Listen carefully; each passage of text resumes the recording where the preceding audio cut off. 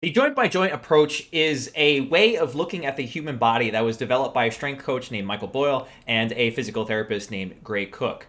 And what they did was just look at each joint in the body, hence joint by joint, and they approached it with the understanding that it's either a joint that needs to be mobile or a joint that needs to be stable.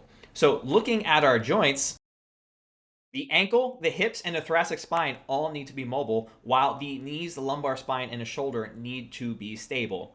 So, when we're looking at the body, again, the joint by joint is just a practical way of looking at the person in front of us.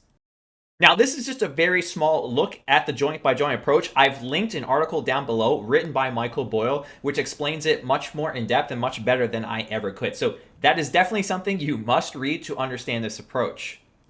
Now, all this being said, one thing I want to caution you, and it's a trap that I fell into as a coach, is the joint by joint is not the end all be all approach at looking at clients. Many people criticize the approach, and a lot of really smart people support the approach. But I just want to say that this way of looking at the person, it just gives us as trainers a practical understanding of the person in front of me. It's not a way to diagnose anything.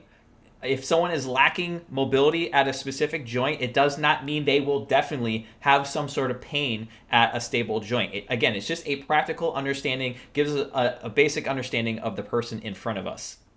This is just a really important concept that I want to hammer home because it's something I fell into as a coach, and I know a lot of coaches kind of fall into this line of thinking that any sort of movement screen that we're doing, any way we're looking at the client that is predictive, we can sometimes say like, oh, your shoulder is lacking mobility, so you can't do X exercise because you're gonna get hurt. And that is not necessarily the case. It may be the case. They may have some shoulder pain because they lack shoulder mobility, but that's not definitively what's going to happen. So looking at the person in this joint by joint approach just gives you some knowledge of something that may potentially be an issue to watch out for.